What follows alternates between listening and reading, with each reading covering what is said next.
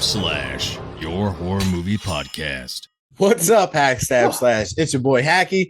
This dude's swallowing an entire CVS pharmacy at the moment. Just Justin. What is up? Let's go. Justin. Let's go. This week for our holiday theme month in December, we're doing Christmas movies. We covered Jack Frost, and now we're covering 2012's Silent Night.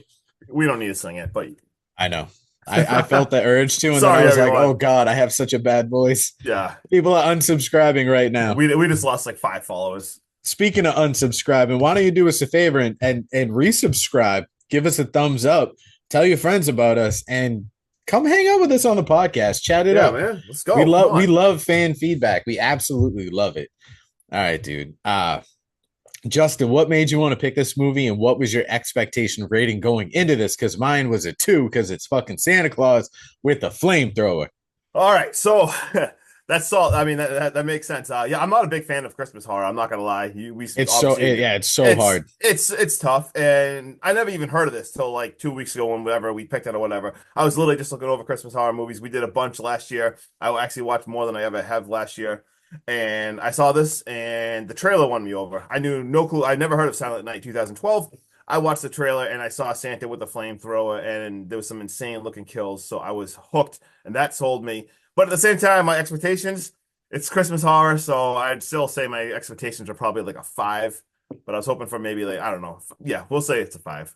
Yeah, my expectation, like I said, it was a 2. I was fully expecting fun kills, and that was about it.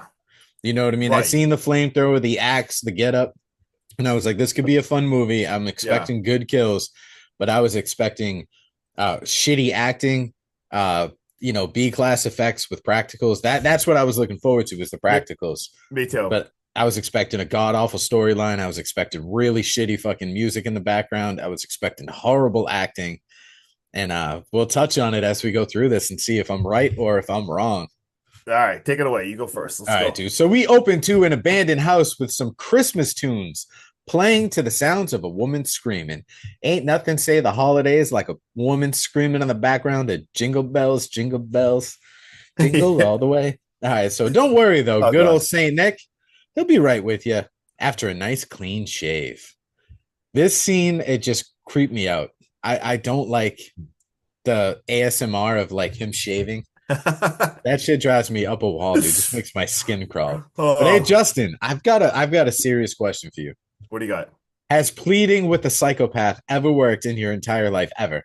It doesn't work. It doesn't work. Yeah, all right. So this dude is playing this whole "I didn't know I was banging your wife" card right up until he realizes this is a complete psychopath that he's trying to plead with, and this sick fuck is going to fry his ass via Christmas lights. Mm-hmm. Love this kill. Awesome. Yes. Starts off horrible acting in the kill, but I love this kill. Terrible acting. Yeah, it's just, it's so bad. So now we meet Deputy Aubrey Bradmore. She's being called into work by Dr. Loomis because Michael Myers is MIA. I'm just kidding. They're talking about Deputy Jordan. There we go. But every time I see him, all I can think about is how his portrayal of Dr. Loomis and not his portraying A Clockwork Orange. Yeah, we got Malcolm McDowell, the legend. Even though I'm not gonna lie, I saw Clockwork Orange once. I was really young, and the first half kind of disturbed me. Then I got bored and don't remember. I was not a fan. But dude, anyway. Shout out to my cousin Andy. He listens to this podcast. So what's up, Andy? He actually got so involved with A Clockwork Orange. I became mildly obsessed with it myself. But he wrote down their entire lingo in like in a little black notebook. Yeah. The most impressive thing I'd ever seen in my adolescence. I was like, holy shit, you did this? No shit. Oh, yeah. So Aubrey wishes her dad luck now at the Santa competition as she makes her way into town. This movie does give off small town vibes, and they do a very good job of doing that because we even see Aubrey pulling over to say hi to the mayor who's out front decorating for Christmas. It's a very friendly town. It seems like everyone knows everyone. Small, tight-knit. Everyone knows everyone's business, so you know this shit's going to spiral out of control when shit hits the fan. We get a cutscene to this nasty little bitch. I don't even know her name. She's just the grossest kid I've ever seen in my life. This girl slaps her mom's heart medication out of her fucking hands. What is she, like 12? Yeah. And starts demanding her sickly mother take her to the mall so she can get that new LV. I need it right now. I ain't waiting for Santa. That bitch ain't gonna bring me nothing. You gotta go get your keys and drive me to the damn mall. So what does mom do? She does just that because she's an enabler, clearly. Mhm. And well, joke's on you, little girl, because old Saint Nick is in town, and he knocks on your door. And guess what? He doesn't have any Louis Vuitton, but what he does have is a fucking cattle prod. All Dude. right, electrocutes this chick. We don't see the child kill, but we know she gonna get it. Yeah. Wait, Aubrey- how did that Santa know she? Like, I'm so confused already. Like, Dude, how'd that it is Santa- mind blowing because I don't know if you've noticed this, but they each have this little red box or a gift. Yeah. Aubrey's dad has had it. This little girl picks it up from under the tree. I touch on it a little later, but we see when we meet the sheriff back in the office, he has it on his desk. Yeah. Like it's little subtle hints. It's like he mapped this all out before he started. We meet Aubrey. Yeah, we've already met her. Scratch that. Aubrey Yeah. swings by the church to say a quick prayer for her recently deceased husband, John, and is greeted by the creepiest predator priest I've ever seen in my fucking life. This dude is just groping her shoulder. I don't know if he's trying to give her a massage or if he's picturing like, I don't even want to get into it, dude. It's just, he gives off such nasty vibes. Worst vibes. Brenda, the dispatcher, is at the station now, and she begins to gossip about Jordan disappearing with his mistress as she's talking to Aubrey about this. They, little girl talk never hurt no one. And like I said, if you catch it, you'll see the sheriff and Aubrey's dad and this little girl all have the same small red box gift left for them. None of them open it, so we still don't know what's in it. But they all got it. They get a call now at the sheriff's station about a Santa in the center of town making kids cry. So Aubrey goes to check it out, and we meet Santa Jim. And he tells kids, hey, y'all gonna get everything on y'all Christmas list because that's what Santa does. And if it's not there in the morning under the Christmas tree, it's because y'all shitty fucking parents sold that shit on eBay, and you can blame them. Now get off my lap. This greeting between Aubrey and Santa Jim, though, it's cut short as Aubrey gets a radio from the dispatch, and she's told to go check out an abandoned house that's given off some very bad odors. Aubrey finds Deputy Jordan dead by Christmas lights. She heads upstairs, and she also finds his mistress, current missing persons report filer person thingy, Elena. She's upstairs, and this chick is in absolute fucking pieces over cheating on her husband. Mm-hmm. Not like crying. I mean, like absolute pieces. Pieces. Like she is fucking everywhere. Everywhere. And then Sheriff Cooper shows up just in time to scare the shit out of her and play hero. That jump scare, Justin, of the phone ringing in the drawer, and when she opens it, scared me. But the fact that it had the fucking dead hand still on the phone, beautifully done. That was I like that so much because that whole scene made me feel like he was still in the house and it was like go time for him and the deputy. But it wasn't. It was it actually was just suspenseful. Yeah, I was like, yeah, I was bracing myself. I'm like, I'm not gonna get by this jump scare. I was like bracing myself. yeah. But it wasn't. It was just Sheriff Cooper showing up, and he comes off as very self-centered in this movie. What is Very wrong well with this portrayed. guy? I don't even know him. Like, is he supposed to act like this? Yeah. This dude is crazy. The mayor's daughter is now shooting some softcore porn, and she's also sniffing some. She does, however, get away. She leaves, she gets paid, she gets the fuck out of there. She's like, all right, whatever, my job here is done. She bumps into Santa going down the stairs and doesn't say a fucking word to him until she gets to the car. She's like, fucking creep, kind of like low key to herself. And he hears her and he turns around, he makes eye contact, like, y'all gonna get it, bitch. Yep. I was expecting him to go down the stairs and like take her out at the car, Right. but he doesn't. And we hear a knock at the door. So Goldie goes to answer it, and as she opens it, she gets absolutely fucking gutted by Santa. This dude, Frank, the filmographer in this softcore porn industry, well, he's up next, and he takes it right up the middle. And when I say right up the middle, I'm not talking about the stomach to the abdomen. I'm talking Santa hits him right in the taint. He splits him right between butthole and nutsack, and I felt so bad for this guy. Yeah, that was rough. Maria, the girl that was being photoshopped, Let's go. she's now in the bathroom and she's hiding. Justin, has this ever worked? It Ever? doesn't. No, it doesn't. It doesn't work. All right. I didn't know if it was gonna work this time. No. I just wasn't sure. Well, we'll see. Let's see what happens. Let's see All what right. happens, Sure. Because Frank pulls out the shotgun and he shoots it at Santa before he can bust through the door.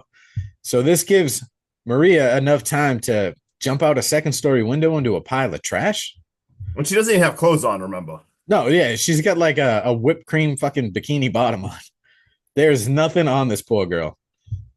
She now makes her way full speed across the parking lot and into a Christmas tree farm. She then hears the wood chipper turn on with no one around and decides to go investigate. I'm sorry, homegirl, but you fucking deserve what you about to get. You heard this wood chipper turn on. You are being chased by an axe wielding Santa Claus psychopath. And you decide it's a good idea to go check this out. No, girl, you run until you can't run anymore. Period. Also, I want to give a quick shout out. Do you know who is this girl? Do you know who this girl is? Who is it? Who this actress? Shout out Courtney Palm, my favorite Zombievers girl ever. This is the friggin' Zombievers girl. Like, Hell yeah. One of Justin's low-key favorite movies of all time. Ever. Love Courtney Palm. All right, dude. So Santa stuffs her ass into this fucking wood chipper. The effects, the kill, the acting, shout out to her, was great in this whole scene. Mm-hmm. I thought she deserved a bigger part because I think she carries her weight a little bit better than some of the other actresses in this movie. She's a good actress. I wish there was more of her in this. Hell yeah. Well, I mean, there's more of her all over the Christmas trees. Yeah, she is everywhere now. Aubrey is back at the station, and they're trying to develop like a profile on this killer to like try to pinpoint his next move. We see they think he's got like a size 13 boot. Actually, if you go back, like when they first discover like everyone in that abandoned house, I love Malcolm McDowell when he leans over and he's staring at the boot print and he goes, "Oh, big boy." Oh yeah, he is ridiculous. They got him down as like 6'3" plus, I think, with a size 13 shoe. Yep. And now the phone calls are starting to roll in hot and heavy. Brad Moore gets the call to the hotel, to the motel, and Sheriff Cooper heads out to the Moorwoods. Brad Moore walks into an absolute fucking bloodbath. And I'm talking about everything we just seen, minus the girl getting put through the wood chipper. Sheriff Cooper gets to deal with murdered little bratty girl from earlier in the movie. I think she's the only one that deserved it.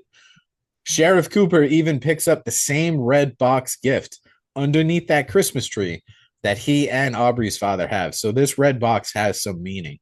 We just don't know what it is yet. Aggressively underdressed girls are now singing Christmas carols outside of the church.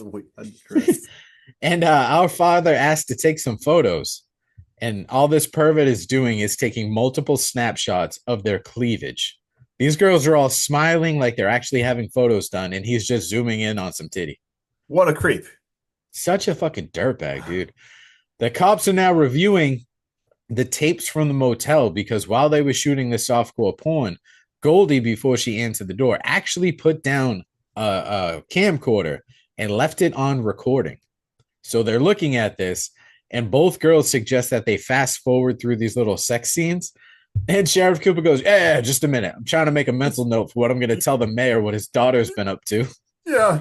Holy shit. God. I thought that was perfect. That line delivery was awesome. So funny. So, and then did you get scared by this? Dude, yeah. Yeah, I got scared by it because it's like Santa knew this thing was recording, and when he was all done, he just like smashes his head in front of it. Yeah, jump scares them all, including I was like, both of us.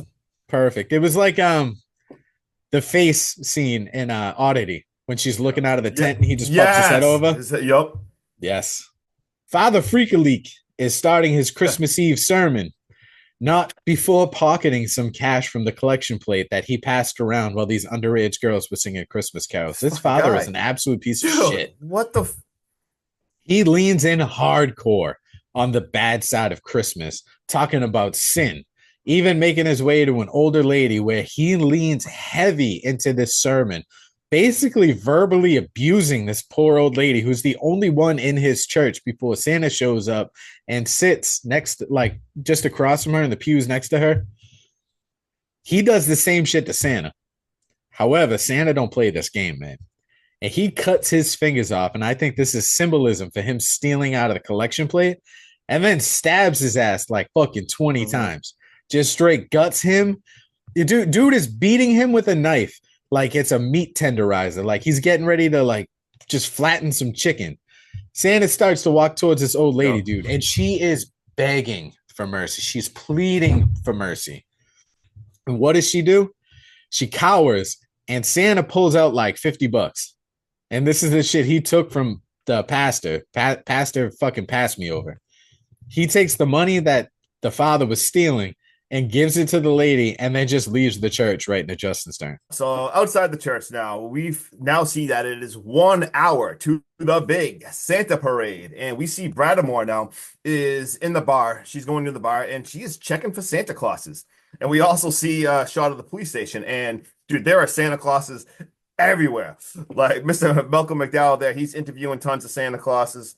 But we see a really big Santa Claus at the bar, and she kind of asks like, "Hey, who is that guy?" And I'm not gonna lie, I forget his name, but he says basically, "Oh yeah, that's this dude. He lives up there at the motel and everything." So she goes over and sits next to him and just And he's starts kind of got talking. the same facial features that we see him when he was shaving without the mask. Exactly, I was gonna say he kind of looks like he's freshly shaven and everything. So.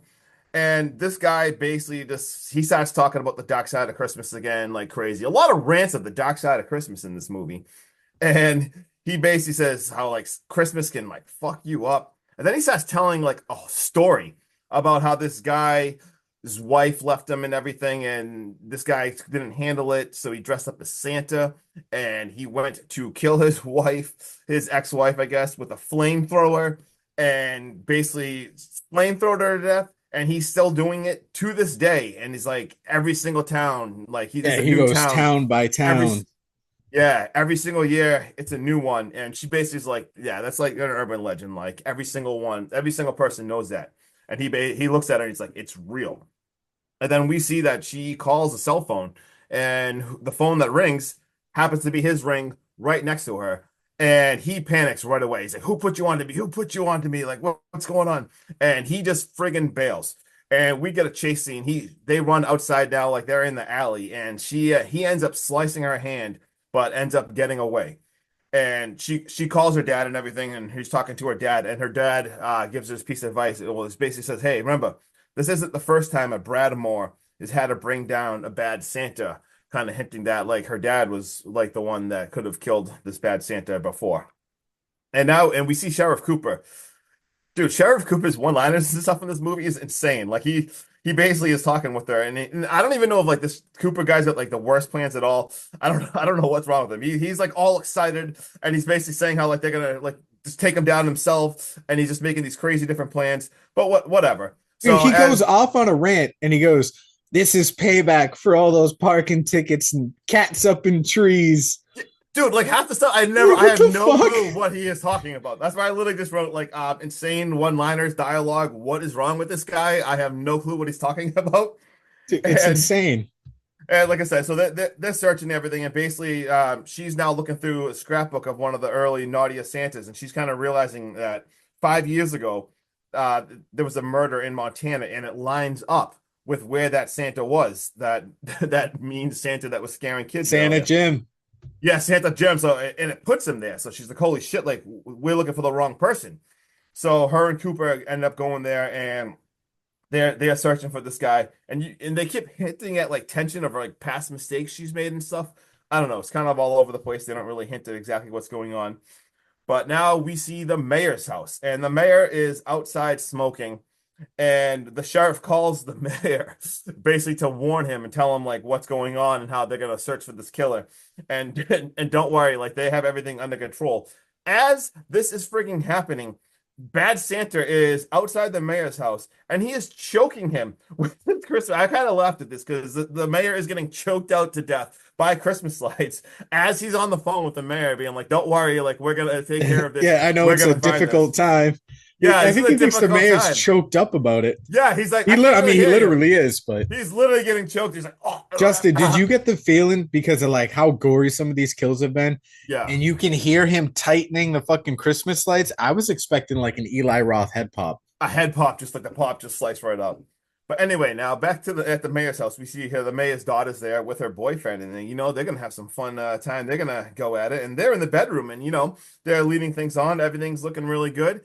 Brown But chicken, brown cow. exactly, everything's going good. But then bad evil Santa gets there, and he actually ends up locking the boyfriend in the bathroom. And Santa comes out of the bathroom instead, and he has the axe, and he freaking whips the axe across the room.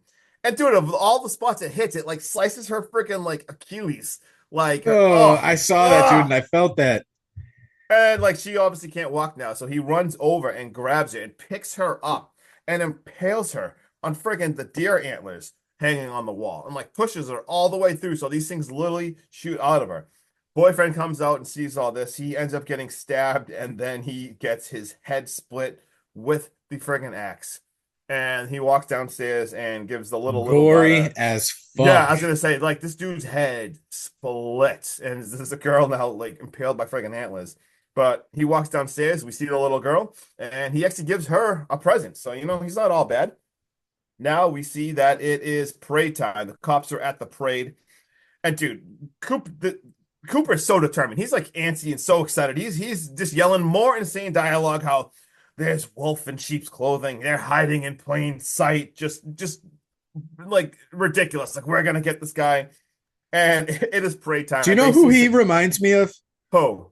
Did you ever see the movie Accepted with Justin Long? I did a long time ago. When he brings in the crazy college professor that throws out nonstop one-liners. I kind of do remember. He kind of reminds me of him. Yeah, the whole movie is like so determined, but he's like, I don't know, he's like not the best cop either. But they see naughty Santa Jim, and they end up chasing him down. He gets clotheslined by him, and they go bring him to the station. It's all over. We're thinking it's all good. They throw him in jail, and then Santa Jim rants for like 5 minutes, basically saying he's innocent. This is all bullshit. He's like, yo, like, I'm Santa, not Charles Manson.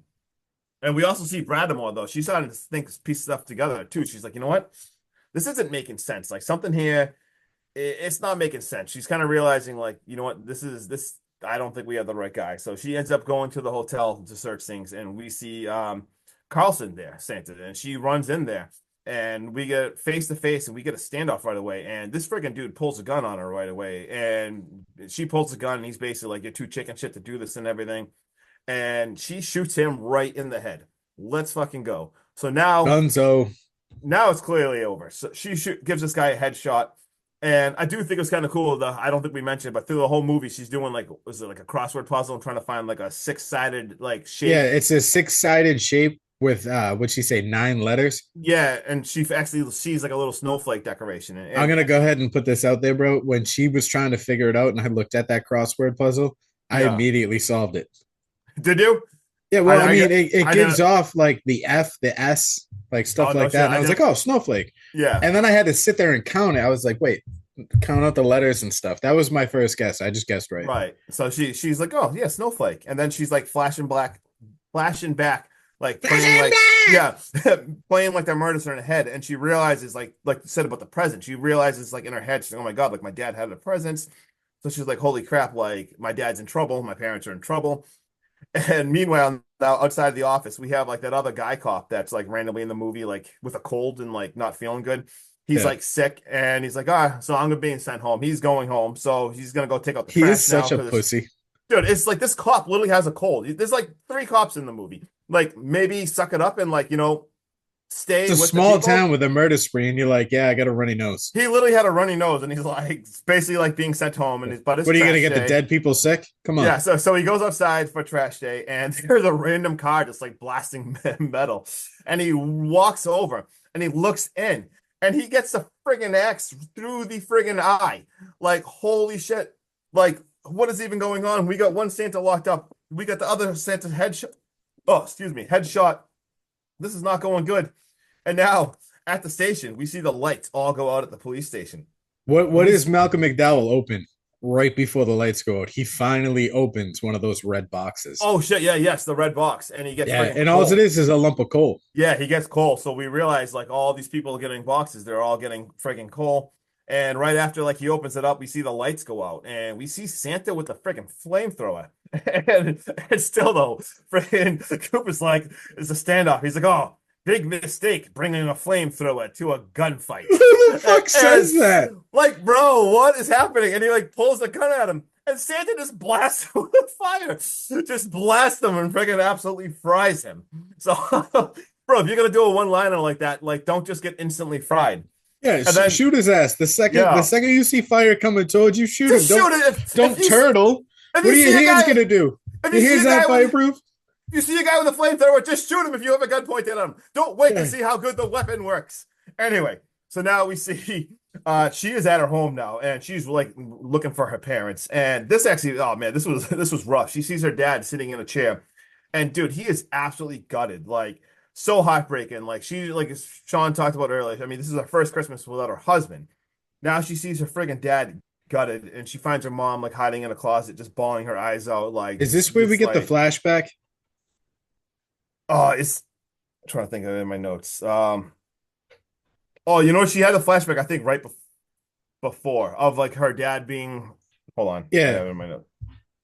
yeah. So this, like, right when she finds him gutted, it kind of like showed me that I was starting to get emotionally attached to her as a character, because then we go Yeah. back in time and we see her dad, who was also a cop at one point, shows up to the scene where our bad Santa was like literally torching his ex-wife. And I forget what he calls him, but he's like, hey man, he's like, please put it down. Don't make me do this. And he goes to turn the flamethrower on Bradamore, and Bradamore shoots him. Oh yeah. And we see in the distance that there's a kid in a car or a cruiser, and he Yep. sees all this shit take place. But right here, I'm like, why? I get coming back and killing the cop that killed your dad, if this is the route we're going, or if this is him like reincarnated, or if he survived the gunshots, we still don't know. But Right. regardless of what it is, this man Bradamore didn't do anything wrong. He was No, he doing his didn't. job. He begged you to put down the flamethrower and He just turn did. yourself in before you turn that shit on him. He was defending himself. He didn't Exactly. deserve to die. And also, I do see my notes there. Like we skipped a few. This happens a couple of minutes later, but you know what? No big deal. We just covered it a little early. It's a little bit of premature, but it happens. It happens to the best of us. But yes, so that's We'll just talk about that now. Like you said, we see that her dad was the one that shoots at, which we'll see in a couple of minutes. And Oh shit, my bad. yeah, I just looked. I'm like, oh wait. I'm like, I definitely did not forget that. But then I'm like, oh yeah, I have it. It's in like six scenes. It's okay though. Hey, we covered that. Get out of the way early. So anyway, now she goes back to the station. And this dude is going for the dispatch girl, Brenda. And I'm not gonna lie, the aesthetics look badass because now like the sprinklers are on, and she is hiding. She locks the door to give buy herself some time, and it is dark. There's flashing everywhere. It looks badass. And we see meanwhile the Santa Jim is like freaking pissed. He's like, "Yo, will you let me out of here? Like, who the hell are you?" He's making fun of the Santa, thinking he's like a cop or something. Like, what the hell is even going on? And dude, he lets him out. He lets the guy out. So you think he would just like bail or something and maybe get the hell out of here. A lot of shit just went down. Santa Jim, maybe just friggin' leave. But what does he do? He's a dick to this guy. He picks like a fight with him. He gets into a fight with him, and we see Santa puts like brass knuckles like on and punches this dude. So Santa Jim falls down, and then he just knuckles this dude's head in. Like I'm talking about like goriest kills. He just pummels, pummels, pummels, pummels, pummels. Holy shit. Now we see Bradamore. She arrives at the station, and it is battle time. And like I said, the aesthetics are kind of badass. Like there is a lot of shit going on everywhere. And I mean, we get Goldberg spears going on here. We get people cut through gas. Like she grabs an axe. Like there's one time she's spraying stuff in his face. We have an axe fight. Like there's axe on axe violence going on here. Axe on axe violence. Like this is just there's a lot. Like we get people smashed through glass, and she ends up grabbing the friggin' flamethrower, and she ends up frying friggin' Santa. She runs in there. She rescues Brenda. Let's fucking go. We see that the station is just friggin' the station is just burning down, and we see like the mask. It is really cool seeing like the mask burning, and then we basically see all of a sudden like you see like a whole entire. We already talked about the flashback, so we don't really need to cover that again. And it shows how like the kid was working and everything, and we basically see like this a burnt face dude pulls up, and it's kind of realizing like holy shit now, like the kid was watching like the whole entire time. Like the kid was in the Yeah. back seat of like He what we saw. saw everything happen to his dad and it scarred him for life. Exactly, scarred him for life, and he went insane. And he came back, and he's the one that freaking is been doing this Taking his shit. vengeance. Exactly. So it's like a vengeance story, and then basically we see him just drive off to another town. The Ready end. to do this all again, dude. All again.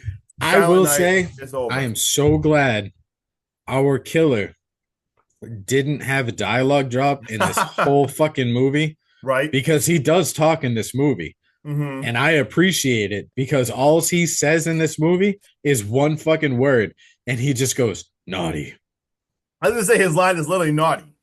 Oh, That's it. all right. All Not right. even Take it. naughty, naughty, naughty, nothing like that. Just naughty. All right. What do you got? Give us a rating. What do you want to talk about? I do. So my expectation coming into this was a 2, and this movie far exceeded my expectations. Did it blow me out of the water? No. Am I excited to rewatch this? No. But the one-liners were so much fun. The acting, like I said, far exceeded what I thought we were gonna get. Santa Claus is brutal from start to finish. Whoever played him plays him very well.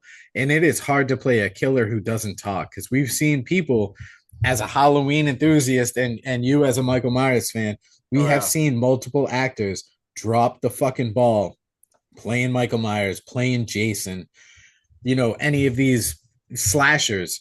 But with the practical effects wrapped up in a neat little bow with some better acting than I was expecting, in a storyline that doesn't really make sense, but it Thank kind you. of makes sense. I don't know if that makes sense. I'll touch on that too in a minute. All right. I know this is a remake or a tribute to the classic that we all love to hate to love. It is incredibly hard to make holiday horror. This does not make my top 5, but this does crack a 5.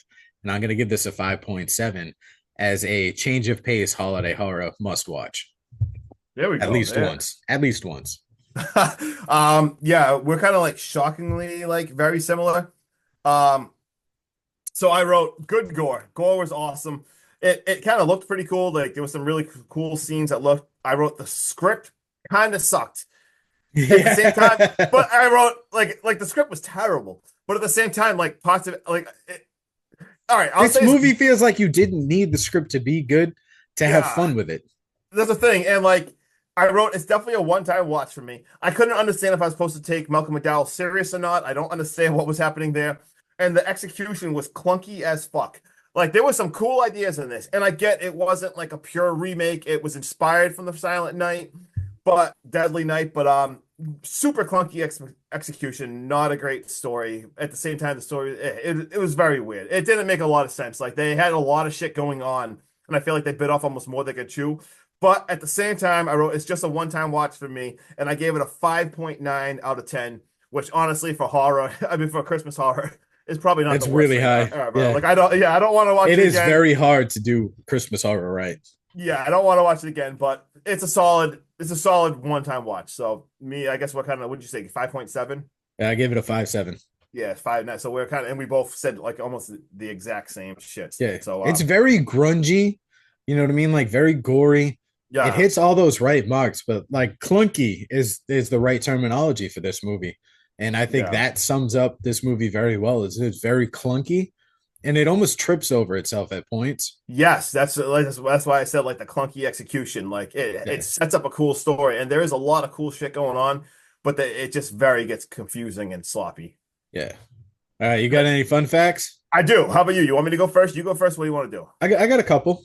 All right, you can go. I'm not going to take the tagline one from you if you want to cover it. Thank you. This film, though, was partially inspired by the real life Covia holiday massacre, which took place on Christmas Eve in 2008. I listened to a lot of like true crime podcasts and they Yeah. covered that, Yeah. and everything that happened on that night was truly horrific.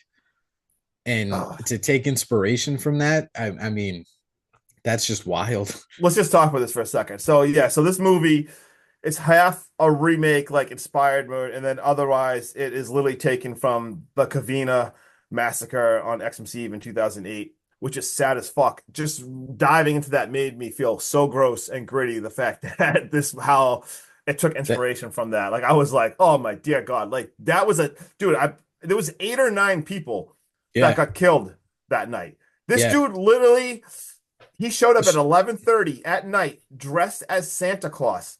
An And just eight-year-old laid niece. waste to all these kids. Yeah. And an 8-year-old niece opened the door and he shot her. Luckily, she survived. The youngest person that died was 17, but their deaths went from 17 to 70. He shot a whole family. Luckily, that little girl survived, but and it was his ex-wife too. It was because of it was his wife It was that was because like, of a leaving divorce. Yeah, it was over a divorce. He literally shot up like her whole family, and he had something similar to a flamethrower. He had like some kind of pump that he made with like gas and he like ended up like torching the house. So never mind, he burnt the shit. Like just reading about this, oh man, it was gross. Like, It's gut wrenching. It's very heartbreaking.